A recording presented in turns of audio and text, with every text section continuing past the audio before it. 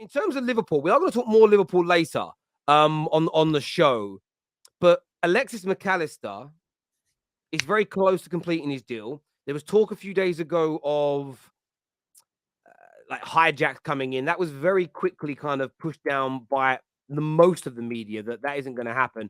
And it looks like he's going to be a Liverpool player. How happy are you with that deal, mate? Do you want us to just get on to Liverpool now? I'm ready. We might as well. We might as well. You know, the thing is, like, with this Mac Allister stuff, first of all, I think it was Chelsea, the club that was apparently rumored to take the, like, Mac Allister away. And with all due respect, this ain't like 10 years ago. There's Chelsea just not more attractive than us, full stop at this moment in time. You know, maybe the only thing they can offer more than us is money. But other than that, we've got the manager, the team, the attraction. You know, we've recently won, you know, the big trophies, all of that good stuff. So I don't think if Mac Allister was going to be tempted away from Liverpool Football Club, he would have been tempted maybe. If you told me he is going to get tempted by City, I'd say fair enough. If you tell me he's gonna, you know, get tempted by someone like that, it'd be like fair enough. But I just think Chelsea Football Club can't tempt him away. The thing is with this Mac Allister stuff, this whole summer is never gonna be about one guy. It's never gonna be about one guy. It's gonna be the package deal concept. What I mean by that is, what are you giving me as a whole? Because Mac Allister could be a part of a very disappointing summer, and Mac Allister could be a part of an unbelievable summer. So it depends on the rest of the players. Mac Allister is nothing but a good start. For me personally, I'm not as high on Mac Allister as others, but I would take him. I think he's brilliant. I don't think he's as amazing and unbelievable as people make out. I think, you know, he's a complete midfielder, can affect offensively, has good work rate, World Cup winner, which is brilliant, which is why I think, for me, I'm actually more sold on the World Cup winner stuff than anything else, because I think if you survive alongside Messi in Argentina and all of that, you kind of get like, you know, you have that thing where like, okay, he's surrounded by world-class players and he still performs, which I like. So that's a positive indication for me. And he didn't look out of place. He played in the World Cup final, semi-final, everything. And it's not like Mac Allister was like, oh shit, he's sticking out like a sour thumb. He's crap. Like, no, he looked perfectly in place to play for Argentina. So I like that about him. He's going to immediately become our best midfielder, not called Thiago. You know, but Thiago, unfortunately, is always injured. The thing is with Liverpool, really, my biggest issue with Liverpool Football Club is not even the institution, the ownership, the manager, the conversations now around the fan base. It is kind of what angers me beyond anything. And the reason why, like, every time you speak to a Liverpool fan, they're like, oh, just get back into top 4, challenge, and all this, you know, all this crap. In my mind, for next season, it's Premier League or bust. We have to win the Premier League or we have failed, full stop. And people go like, Hussam, are you crazy? How can you say we're going to win the Premier League? Thing is, if you go back to this season and just add 9 wins from this season, we're Premier League winners, based even on how shit we've been this year. Add 9 wins. And when I say add 9 wins, I'm not even saying beat Man United away, beat City away. I'm saying beat Fulham. I'm saying beat Palace. I'm saying beat Villa, Chelsea. I'm saying like beat the crap teams and you can become Premier League winners. And people come at me and say, Hussam, how are we going to win the Premier League when blah, blah, blah? You see, people, this is the problem with people. People look at this Liverpool side and go like, oh, they finished 5th, so they can't go and win the Premier League. There have been plenty of examples of teams in the Premier League who finished even lower than 5th, but because they had that spine, the spine of Liverpool is Alisson, Trent, Van Dijk, Robertson, Fabinho, Salah, players like that. The players who have been there, done that. If I surround them with other good players, we are more than capable of winning the English Premier League. And there's another thing as well, an extra caveat. You look at the Europa League. I don't think Klopp's going to take the Europa League seriously at all. I don't expect to see Salah. Do you agree with that, though? Yes. Why? And I'll tell you why. Why? The reason I agree with that is the players, Klopp and FSG, are responsible for why we're in the Europa League anyway. So I get if someone tells me you need to take seriously, blah, blah, blah, it's a trophy. I agree with that. But I would rather field a strong 11 every single Premier League game for 38 games, our strongest 11, and win that English Premier League than care about the Europa League. And the thing is, these group of players have won the Champions League.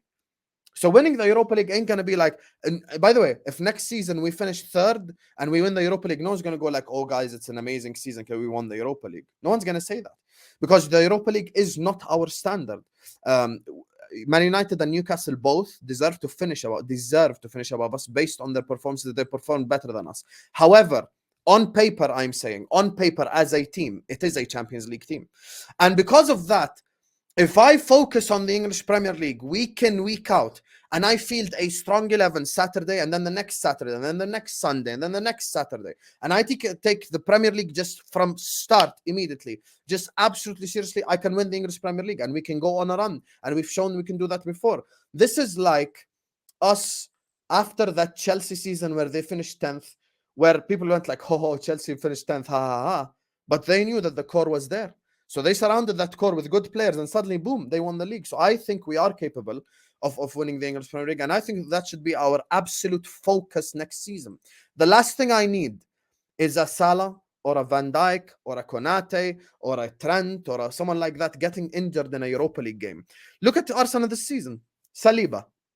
If you could go back to Mikel Arteta right now, tell him, yo, just take Saliba out that Europa League game and just keep him for the Prem, would you do it? He'd say absolutely. And there's a difference between us and Arsenal. And I know I'm going on a rant here, but I'm just expressing my emotion because I'm frustrated with my fan base. I learned that last summer I wasn't negative enough. So this summer I need to be extra negative.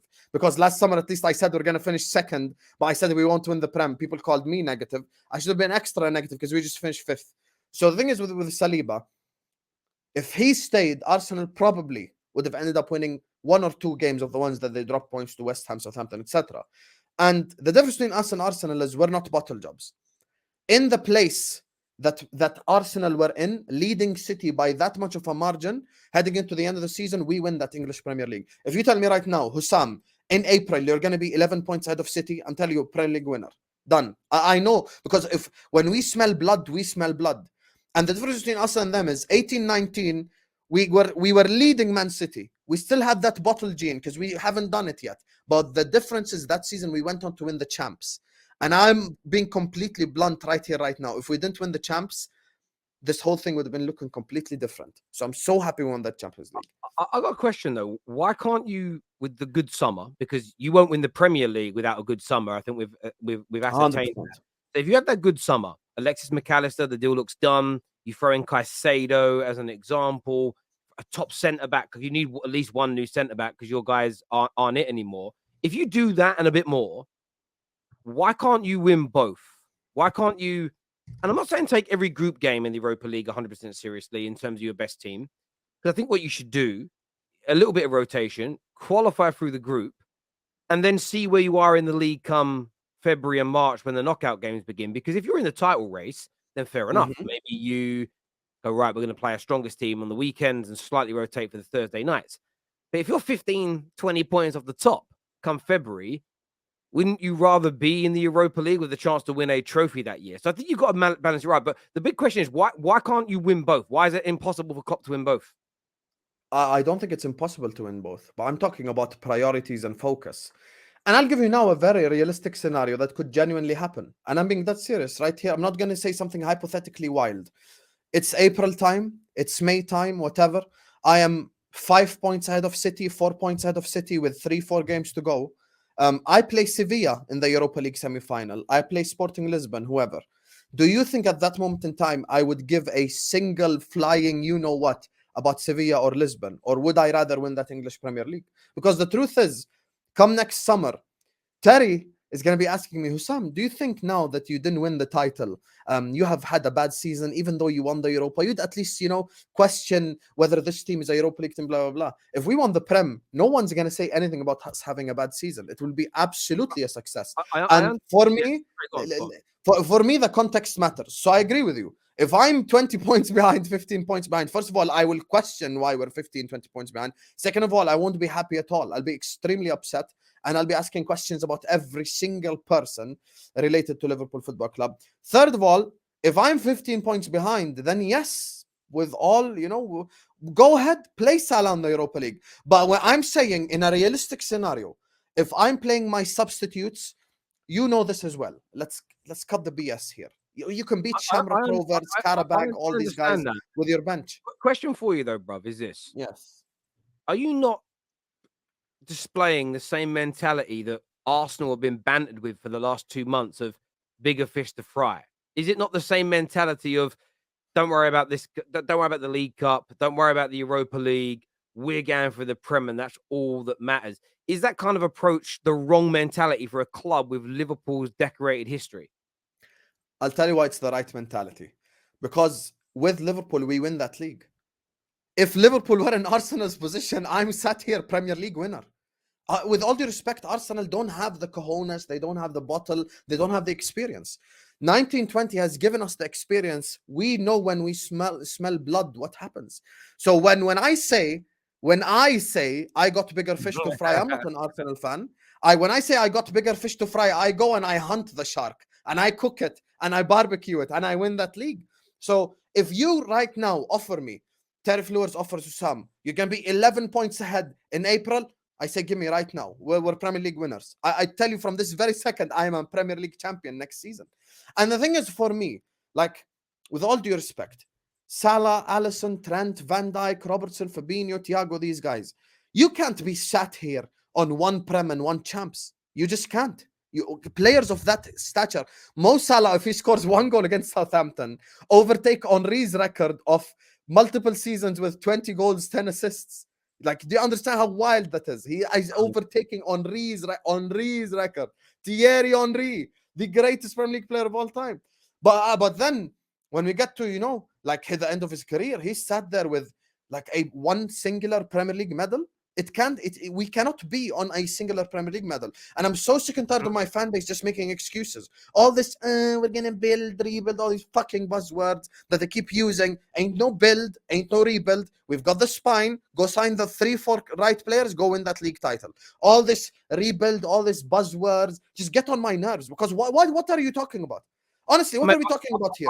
I agree with Trent, Van Dijk, players have been on podiums. Players have been in World 11s. Players have won Premier League Players of the Season. I have the spine to win it. Go sign me the 3 right players and deliver the Premier League. All this Europa crap, it won't matter. No one's going to look at Klopp's 10 years from now and go like, oh, we won the Europa League. Oh, let's all dance about it. No one gives a fuck. Premier League, we do give a fuck. So let's go win that. I look at it this way, what you said there about rebuilds.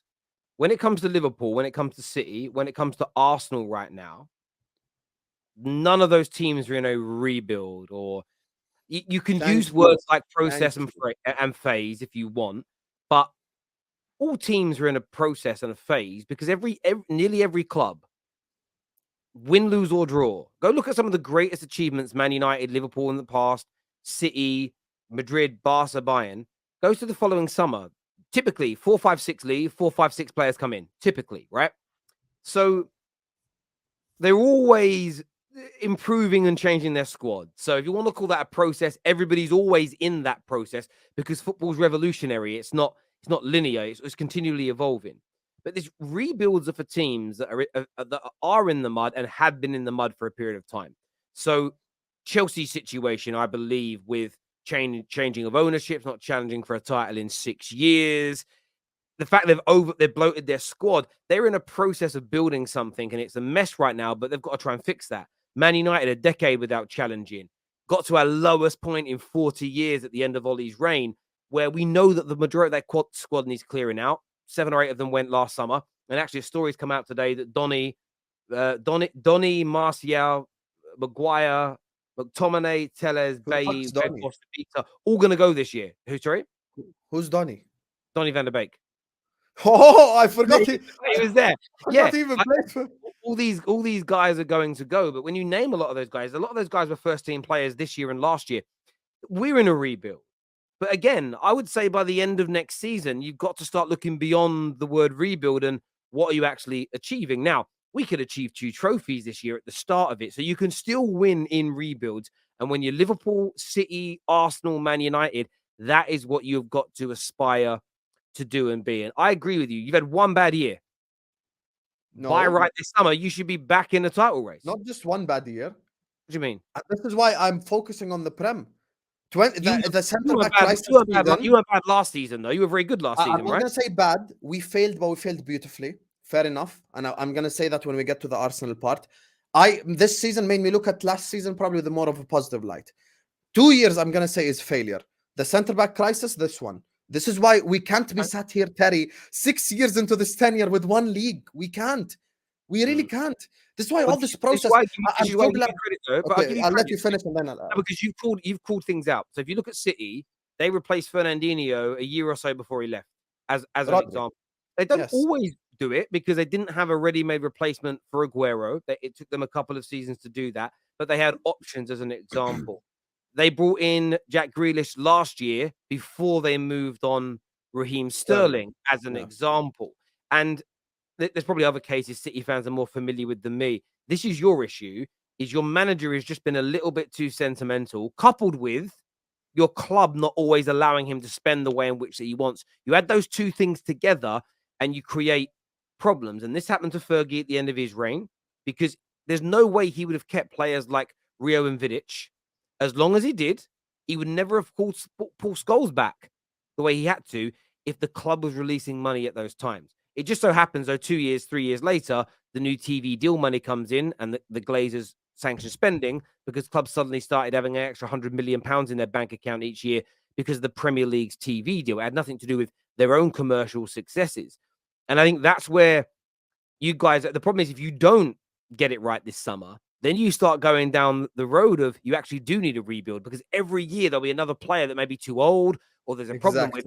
And then you suddenly go from having 1 or 2 holes to have looks like you've been attacked by termites. And then it's a 2 or 3 summer job because you can't sign 15, 16, 17 players in one summer and expect it to click. So you have to do it bit by bit. Basically, I don't know if you've ever been to, a friend of mine was very, very wealthy and his mum and dad owned this massive house in Essex.